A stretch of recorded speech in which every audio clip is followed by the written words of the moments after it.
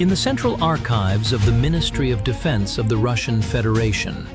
In Fond 232, Inventory 2424, File 18, on sheets 45, 46, 47, 48, and 49, resides a reporting document that meticulously records the starting point of one of the most technically complex and tactically contentious operational strategic actions of the Great Patriotic War.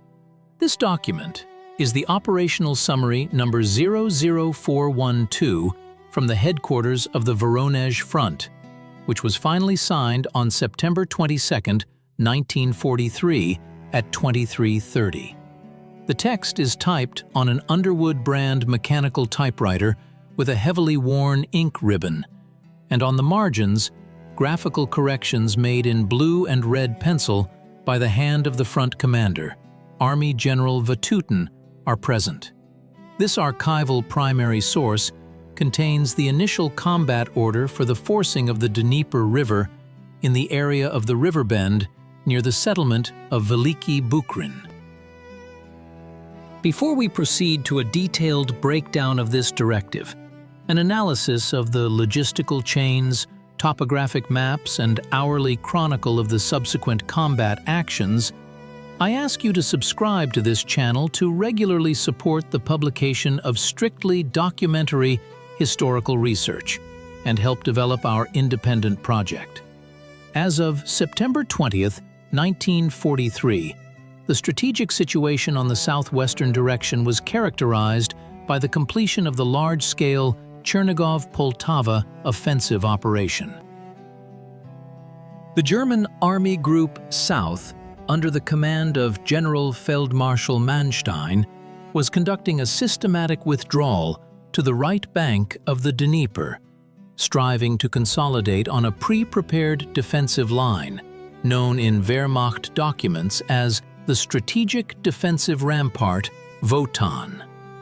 On the Bukrin sector of the Dnieper, the defense was held by formations of the German 4th Panzer Army, under the command of Generaloberst Hoth, and formations of the 8th Field Army under the command of General der Infanterie Wöhler.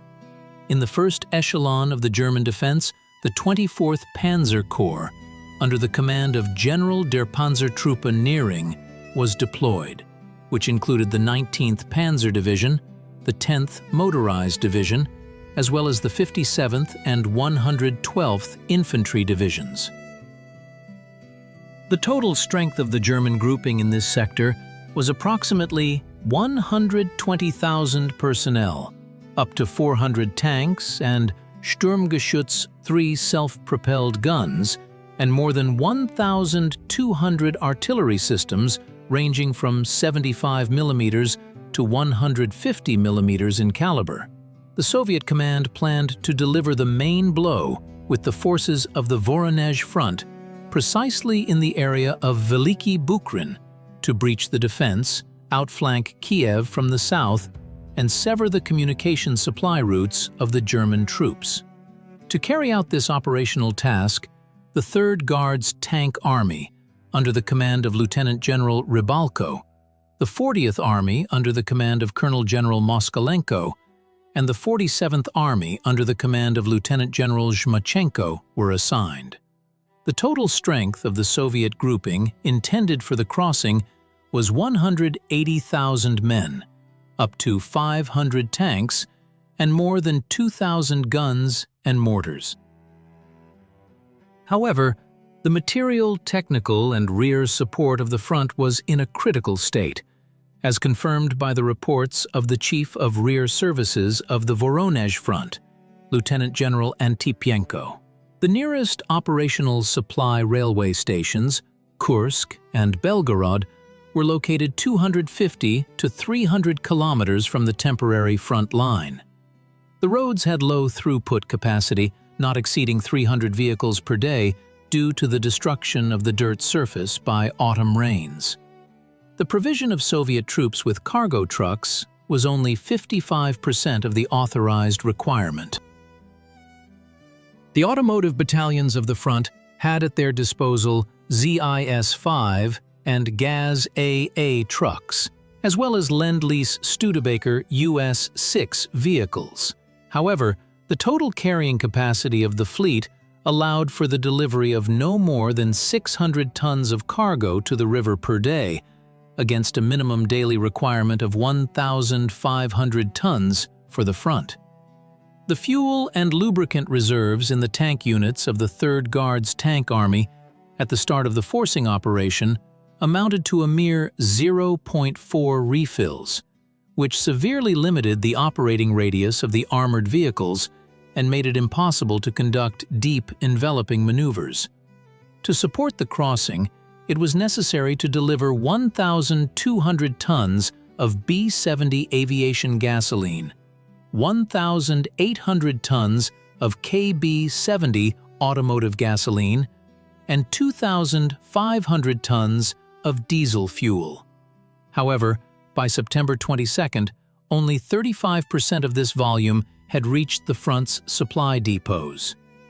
The offensive was conducted on the move, without establishing operational reserves on the ground. The geomorphological features of the Dnieper's right bank in the Bukrin Bend area, stretching 11 kilometers along the front from Rzhichev to Kanev, were a key physical factor that determined the course of the combat operations. The river's width in this sector varied from 400 to 600 meters. The current speed was 1.2 meters per second, and the channel depth reached from 8 to 12 meters. The western bank, occupied by German troops, dominated the low-lying eastern bank, presenting steep bluffs with heights ranging from 80 to 120 meters above the water's edge. Key tactical points, such as Hill 244.3, Hill 214.9, and Hill 197.0, provided German artillery observers with a circular view of the eastern bank to a depth of up to 15 kilometers.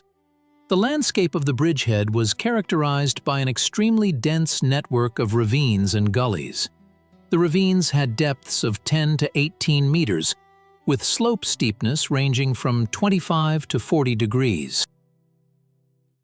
The soil structure consisted of loess-like loams, which lost their load-bearing capacity with minimal precipitation, turning into a viscous mass with a coefficient of friction reduced to 0.1. A major discrepancy is noted here between the operational planning data of the Voronezh Front headquarters and the actual topographic conditions.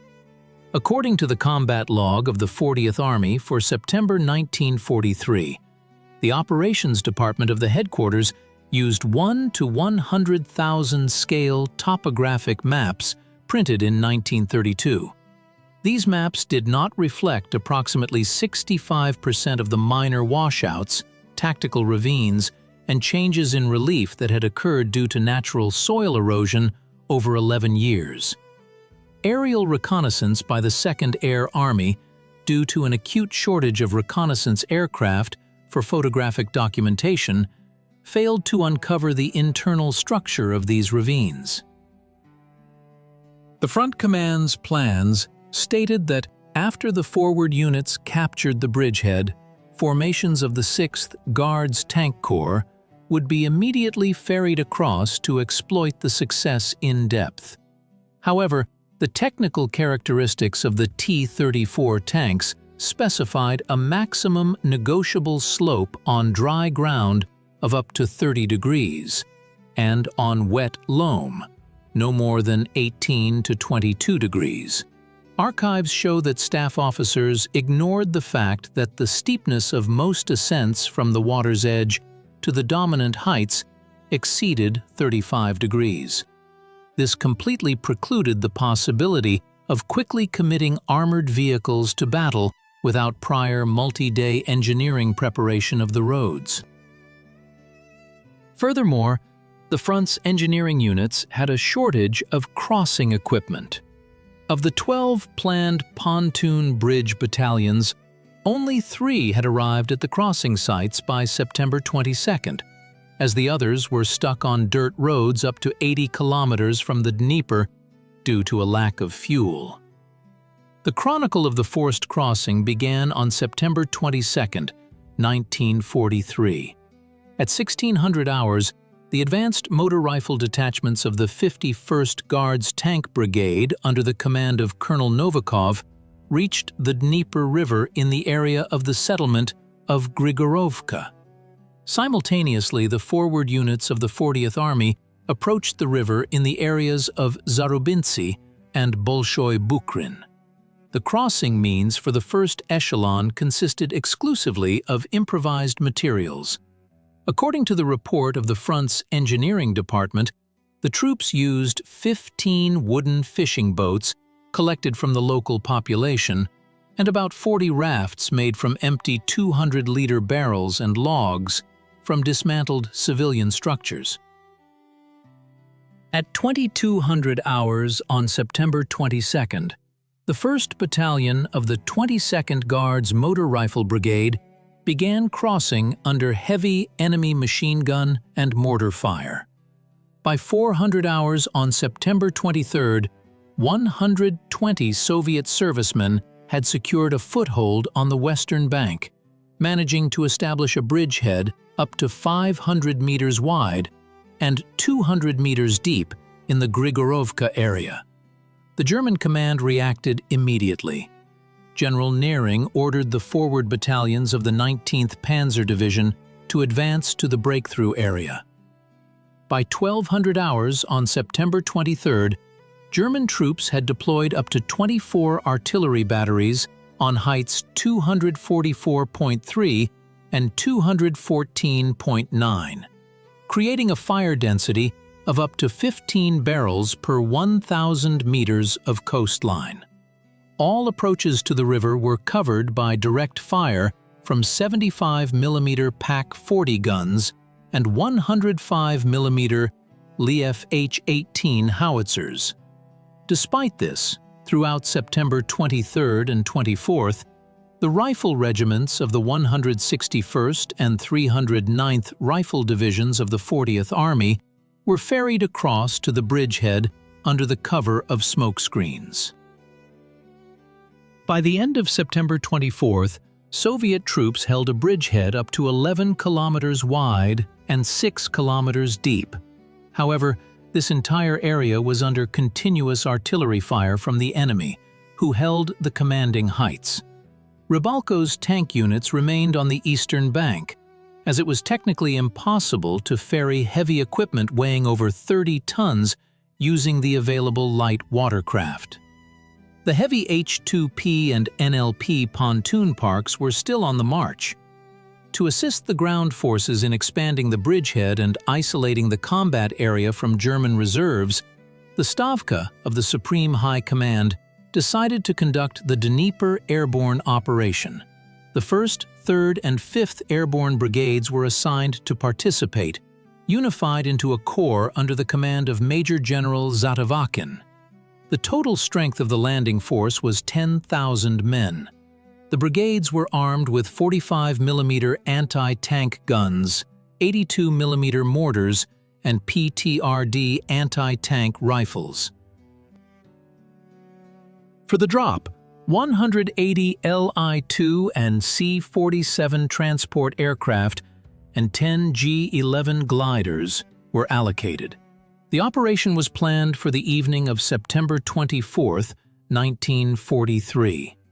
Coordination of actions was carried out by the Stavka representative, Air Marshal Novikov, and Front Commander Vatutin. The plan called for the airborne troops to be dropped behind German lines at a depth of 20 to 40 kilometers from the river, in the area of the settlements Dudari, Lipovy Rog, and Romashki, with the aim of cutting the automobile and railroad routes leading to the Bukrin Bend. The main supply base for the landing force was deployed at the Bogodukov, Smorodino, and Lebedin airfields, located 150 to 180 kilometers from the drop zone. According to the calculations of the Air Force staff, ensuring one sortie required 430 aircraft sorties, including transport aviation and fighter cover from the 2nd Air Army. During the conduct of the airborne operation, two critical discrepancies in archival data and an error in tactical reconnaissance were revealed, leading to high personnel losses. According to Intelligence Summary Number 087 from the headquarters of the Voronezh Front, dated September 23rd, the area of the intended airborne drop was considered free of large enemy mobile reserves. Only rear and repair services of the German 57th Infantry Division were presumed to be present there. However, operational documents from the headquarters of the German 4th Tank Army indicate that by the morning of September 24th, units of the 10th Motorized Division and the main armored forces of the 19th Tank Division, possessing 70 PS-4 tanks and 40 self-propelled guns, had already fully advanced into the designated square and occupied concealed positions. Soviet aerial reconnaissance did not detect this movement of enemy reserves. Furthermore, the report of the commander of the 47th Transport Aviation Regiment indicates that, due to delays in the delivery of aviation fuel, 40 tank cars with B-70 gasoline were stuck at the Sumy railway station due to bombing. Aircraft refueling began 3 hours and 30 minutes late. The airborne drop began not during daylight hours as planned, but at 1830 hours in complete darkness and with a strong headwind of 8 to 12 meters per second. The aircraft crews, striving to escape the intense fire of German anti-aircraft artillery, increased the drop altitude from the prescribed 600 to 800 meters to 2,000 meters. This led to colossal tactical dispersion of the landing force. Instead of a compact area of 5 by 5 kilometers, the 3rd Airborne Brigade, with a strength of 4,575 men, was scattered over an area of 30 by 90 kilometers. Approximately 2,000 paratroopers were dropped directly onto the combat formations of the German tank divisions in the area of Rzhiszchev and Romashki. RSB and RP-type radios, numbering 120 units, were completely lost or shattered upon landing due to the high descent speed. Only 4 Type 13R radios remained operational, but their technical power was insufficient to establish stable communication with the front headquarters. By the end of September 25th, operational control of the landing force was completely lost. Out of the 4,500 men of the 3rd Brigade, about 2,300 were put out of action or captured within the first 6 hours of the operation. Isolated groups of paratroopers, numbering from 10 to 50 men, switched to partisan actions, hiding in the Kyiv forest and carrying out sabotage on rear communication lines. None of the planned operational tasks of blocking roads were accomplished, as the landing forces were fragmented and engaged in exhausting defensive battles. Despite the failure of the airborne assault, the command of the Voronezh Front continued attempts to break through the German defensive line at the Bukrin bridgehead, using infantry and the artillery being brought up. In October 1943, 2 large-scale offensive operations of front-level significance were prepared and carried out. The first offensive began on October 12th at 700 hours after a 40-minute artillery preparation. By this time, the 27th Army under the command of Lieutenant General Trofimenko, which included the 71st, 100th, and 147th Rifle Divisions, had been additionally introduced onto the bridgehead. The offensive was conducted on a front 11 kilometers wide. The density of artillery on the main attack direction formally reached up to 100 guns and mortars per linear kilometer of front. However, the actual firepower of the Soviet batteries turned out to be significantly lower than calculated. Herein lies a third contradiction, documented in archival sources, which directly concerns the materiel supply and logistics of the operation. An official report from the Chief of Artillery of the Voronezh Front to the Main Artillery Directorate, dated October 11th, claimed that the artillery units on the Bukrin bridgehead were fully supplied with ammunition and had on hand 1.5 basic loads for 76mm ZIS-3 divisional guns and 1.2 basic loads for 122mm M30 howitzers. However, the combat journals of the artillery regiments of the 27th Army and the 337th Rifle Division for the same calendar period contained completely different factual information.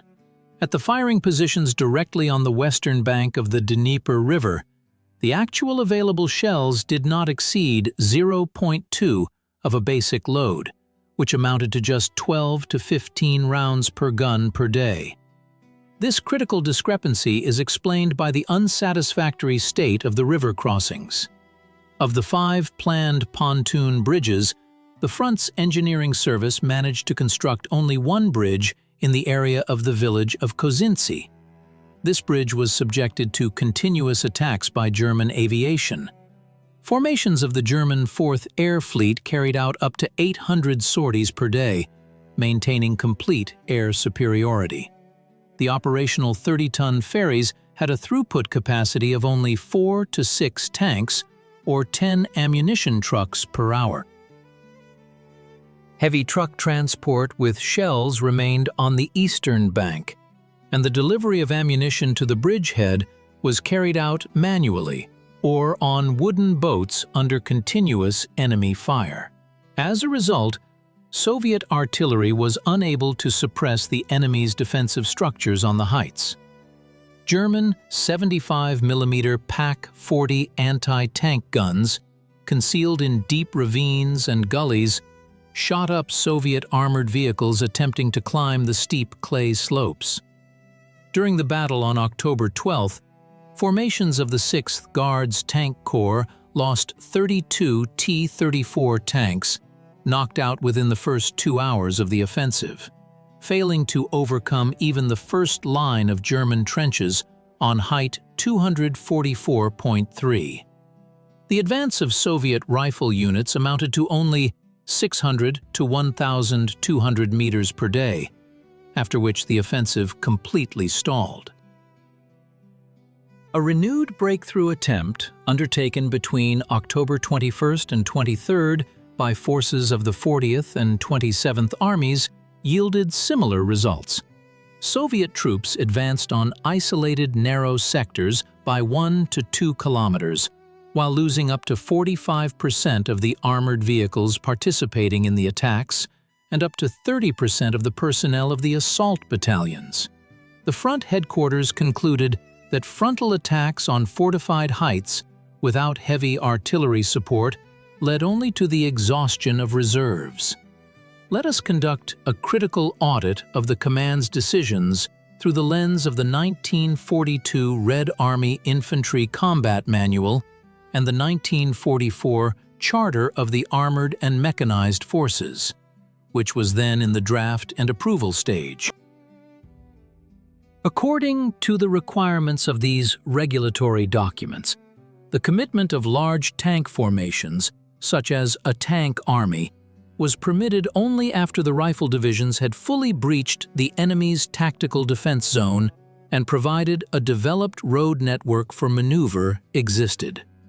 At the Bukrin bridgehead, these requirements were grossly violated. Rybalko's tank army was thrown into battle under conditions where the infantry had not secured the commanding heights, and the width of roads in the ravines was a mere 3 to 4 meters, which completely precluded the possibility of deploying tanks from marching columns into combat formation. The front command acted under direct pressure from Stavka Directive number 30,197, which demanded immediate forward progress without regard for engineering and topographical factors. As a result, tanks were used not as a mobile fist for deep breakthroughs, but as stationary firing points in the inter-ravine passages, making them easy targets for German artillery. The speed of the armored vehicle's advance was no more than 2 kilometers per hour, which completely negated their tactical advantages. Having realized the technical impossibility of breaking through the enemy's defenses on the Bukrin axis, and having analyzed the nature of the terrain, the Stavka of the Supreme High Command issued directives number 30,225 and 30,226 on October 24, 1943. These documents recorded a radical change in the Soviet strategic plan. The command of the Voronezh Front, renamed the First Ukrainian Front on October 20th, was ordered to secretly remove the 3rd Guards Tank Army, the 7th Guards Artillery Breakthrough Corps, and a number of other formations from the Bukrin bridgehead, transfer them to the eastern bank of the Dnieper, carry out a march north, and ferry them to the Lyutezh bridgehead, located upriver from Kyiv. The technical execution of this maneuver entered the history of military art as a model of operational camouflage. The transfer distances amounted to 200 kilometers. The task was to be completed in just 3 nights. The movement of 400 tanks and self-propelled guns, as well as more than 3,500 vehicles, was carried out under conditions of the strictest secrecy. The tanks moved with their headlights off, along dirt roads covered with camouflage nets. Complete radio silence was imposed. The route passed through Pereyaslav-Khmelnytsky, Borodyanka, and Svaromy, where engineer units had erected 2 additional pontoon bridges with a load capacity of up to 50 tons within 48 hours. A large-scale simulation of the tank army's presence was organized at the Bukrin bridgehead. About 40 radio stations continued to conduct active radio exchanges, copying the style of Rybalko's radio operators. Engineer units installed 100 wooden and canvas mock-ups of T-34 tanks and artillery pieces on the bridgehead. On the heights remained 45 damaged tanks that could not be quickly repaired. Their engines were periodically started to simulate the noise of moving vehicles. The intelligence of the German 24th Tank Corps completely fell for this deception. German reports up until November 3, 1943, indicated that the main Soviet tank group was still concentrated on the Bukrin bridgehead and preparing for an attack on Mironovka. This allowed Soviet troops to deliver a sudden and powerful blow from the Lyutezh bridgehead on November 3rd, crush the defenses of the German 4th Tank Army, and liberate the city of Kyiv by November 6, 1943. The German command was forced to hastily transfer reserves from south to north, losing control of its troops at a critical moment. To draw a dry summary of the combat operations on the Bukrin bridgehead, it is necessary to refer to the statistical data of material, technical, and human losses. The period of active fighting in this sector lasted 45 days. According to data from the Central Archive of the Ministry of Defense, the total losses of Soviet troops, irretrievable and medical, during the fighting on the Bukrin bridgehead amounted to about 85,000 personnel. Of this number, airborne brigades accounted for 3,500 men. German losses during the defensive battles on the Bukrin Heights are estimated by archival documents of the 4th Tank Army headquarters at 22,000 personnel put out of action. In terms of materiel, the Soviet side irretrievably lost 210 tanks of various modifications and more than 340 artillery systems and mortars. German irretrievable losses in equipment amounted to 65 tanks and assault guns. The boundaries of the bridgehead had hardly changed by the time active attacks ceased. The held sector was 11 kilometers across and up to 6 kilometers deep. ultimately failing to fulfill its initial operational task of splitting Army Group South. Returning to the historical debate about whether Bukrin was a consciously planned trap and a diversionary meat grinder, an analysis of the documents allows for a definitive conclusion. The initial plan of the Stavka and the command of the Voronezh Front envisioned a real, not a demonstrative, breakthrough precisely from the Bukrin bridgehead. This is evidenced by the concentration of enormous material resources, the parachuting of an entire airborne corps, and the commitment of the front's best tank army to battle. The transformation of Bukrin into a diversionary factor occurred after the fact, becoming the result of an operational response to the technical impossibility of overcoming the German defenses in difficult topographic conditions. The command managed to transform a tactical failure into a strategic success on another sector of the front. However, the price of this maneuver, expressed in thousands of lost lives of Soviet soldiers and paratroopers, was due to serious errors at the stage of planning, terrain reconnaissance, and the organization of the engineering logistical support of the operation. This concludes our investigation. Thank you for your attention, and stay tuned to our channel.